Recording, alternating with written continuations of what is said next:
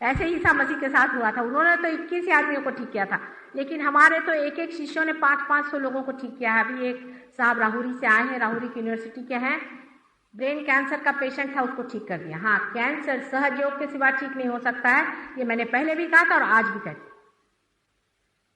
और health ministry में भी हम लोग जाने वाले हैं, लेकिन प्रॉब्लम हमारे लिए ये है कि जैसे ही हम कहेंगे हम कैंसर ठीक करते हैं, सारे कैंसर के बीमार ठीक करते करते हम डॉक्टर कब बनाएंगे? हमको तो लोगों को पार कराना है, और जिस वक्त वो पार होते हैं उनकी कैंसर की बीमारी ठीक होनी ही पड़ेगी। हर एक तरह की बीमारी ठीक हो जाती। आप कम से कम 20 साल की आपकी उम्र छोटी लगेगी,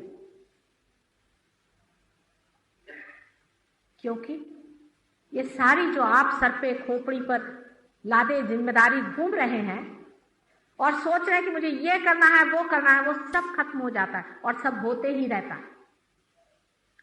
सब काम बनते रहता है, होते रहता है। जैसा हम चाहते हैं वो हो जाना होता नहीं है। जो वो चाहता है वो होता है, और वो जो चाहता है वो अत्युत्तम है हमारे लिए। एक उदाहरण के लिए मैं अपने ही जीवन का एक आपको उदाहरण दूं। मेरे पति पहले, आप जानते हैं, शिपिंग कॉरपोरेशन में चेयरमैन थे, और उनके लिए एक बड़ी भारी नौकरी इंग्लैंड में ऑफर हुई थी, लेकिन किसी कारणवश पॉलिटिकल बात थी तो उनका वहाँ अपॉइंटमेंट नहीं हुआ और कुछ नीची तरह की नौकरी मिली, तो उन्होंने जाना ठीक नहीं समझा। लेकिन मैं मजे में मस्ती में थी। उन्होंने कहा तुम्हें कुछ नहीं लगता? मैंने कहा मुझे क्या फर्क पड़ने वाला, मैं जहां भी हूँ, मुझे तो इसमें कोई फर्क नहीं पड़ने वाला, तुम क्यों परेशान हो? मैं तो बहुत आनंद से हूँ, और जो कुछ होता है सो भले ही के लिए होता है, ऐसा ही सोचना चाहिए। परमात्मा का हर एक चीज में कोई ना कोई संकेत है। मैंने कहा अगर आप नौकरी को इतनी बड़ी चीज समझते हैं तो उसमें भी परमात्मा का कोई संकेत ही होगा। उसके अगले ही साल बड़ा भारी चुनाव हुआ और 176 देशों ने उनको चुन करके इतने ऊंचे पद पर बिठाया कि जिस आदमी की जगह वो जाना चाहते उसके भी खोपड़ी पे जाके बैठे। तब उनको बड़ा आश्चर्य हुआ, और मैंने कहा नहीं भी बिठाते तो भी मैं सोचती ठीक ही है।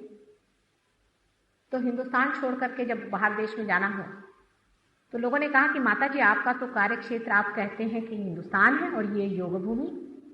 मैंने कहा योग भूमि तो है, लेकिन जितने योगी हैं सब इधर ही पैदा हुए हैं, क्या करूं? सच बात।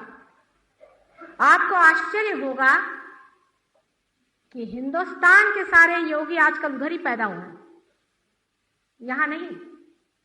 यहां तो कीचड़ जैसा मुझे लगता है, आप माफ करें, लेकिन है। उन लोगों को आप एक एक को देखिए तो आपको आश्चर्य होगा कि कितनी महान व्यक्ति एक। उनके लिए परमात्मा कितनी बड़ी चीज है, उनके खोज में कितनी सच्चाई है, कितनी गहराई है। सर्वस्व अर्पण करके भी वो चाहते हैं कि हर पल इसी में बने। अभी एक साहब यहाँ आए थे, वो भी यूनाइटेड नेशंस में बड़े भारी ऑफिसर हैं, हमारे लोगों से मिले। ये लोग दंग हो गए, कहने लगे भाई मुझे सिखाओ, गणपति की पूजा सिखाओ। लोगों ने पूछा तुम गणपति की पूजा करोगे?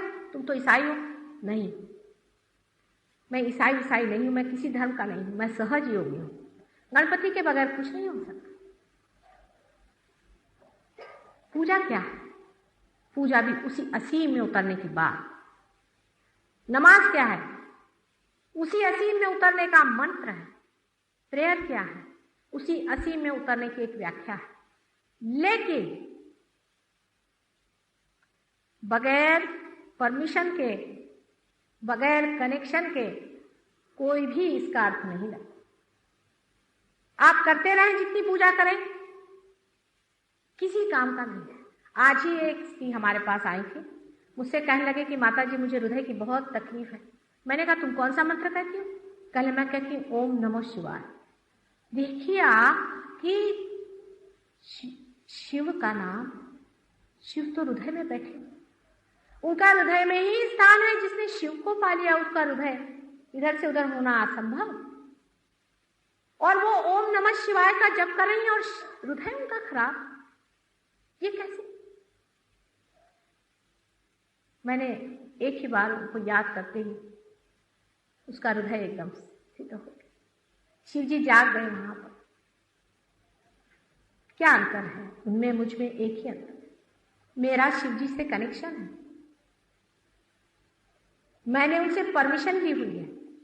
जैसे किसी के घर पे आपको जाना है तो आपको उससे परमिशन लेके जाना पड़ती है। अब आज जस्टिस वैद्य के यहाँ आपको अगर जाना है, आप जाके दरवाजे पे ठोका मारेंगे तो वो आपको पुलिस में बंद करवा देंगे।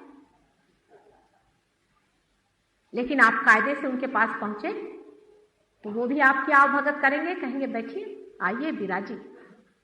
कनेक्शन के बगैर जितनी भी पूजा अर्चा आदि होती है, और वो भी अतिशय में जब जाती है, संतुलन से परे, उसका नुकसान होता है। आपने हठ योग पे भी कहा, हठ योगियों के प्रति मेरा यही आज तक अनुभव रहा है। आश्चर्य की बात, अमेरिका में भी बहुत हठ योगी कि जितने भी हठ योगी हैं सबको हार्ट की ट्रबल, बड़ा आश्चर्य होता है। हठ योगी तो विशेषकर शिव के बहुत बड़े पुजारी होते हैं। उसका कारण यह है कि हठ योग संसार में रहने वाले लोगों के लिए नहीं, जंगलों में रहने वाले हैं परशुराम के लिए। संतुलन से थोड़ा बहुत करना दूसरी बात, लेकिन हठ योग आप लोगों के लिए नहीं। अगर आप उसको अतिशय करेंगे तो हृदय का आपका प्रॉब्लम होने ही वाला। अभी आप देख रहे हैं कि संसार में एक हरे रामा हरे कृष्णा लोग आते हैं।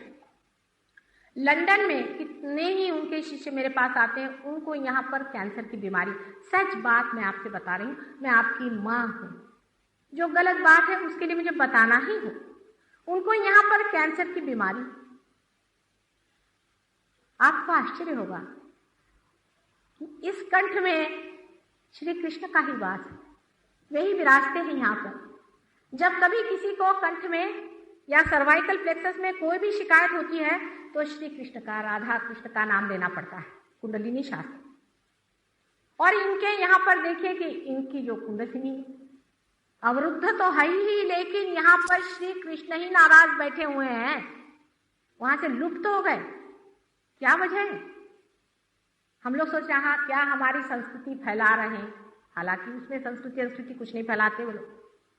मैंने देखा उनकी चोटियां नीचे गिर जाती, धोतियां नीचे गिर जाती, इतना बद्दापन सारा है। लेकिन जाने दीजिए उस बात को। परमात्मा के नाम पे जो कूद काद रहे हैं और चिल्ला रहे हैं, उनके शुद्धि चक्र पे जहां पर श्री कृष्ण का वास है, उस जगह कैंसर की बीमारी कैसे हो गई? उसका भी यही कारण। और नहीं तो उनको एक बार भी याद करना बहुत कुछ होता है। उनको इतने बार याद करने की जरूरत ही क्या है? जिसको जाना है उनको सिर्फ एक बार कृष्ण करके कहने हैं। सुदर्शन चक्र लेकर के, शंख चक्र गदा पद गरुड़ ललित धार, उनके लिए इतना आतप करने की जरूरत क्या है? इतनी आफत मचाने की जरूरत क्या है? इतना सोंग करने की और इतना एग्जीबिशन करने की क्या जरूरत है, जो कि साक्षात आपके अंदर हर समय विराजमान। किंतु आप अपनी हट करते हैं।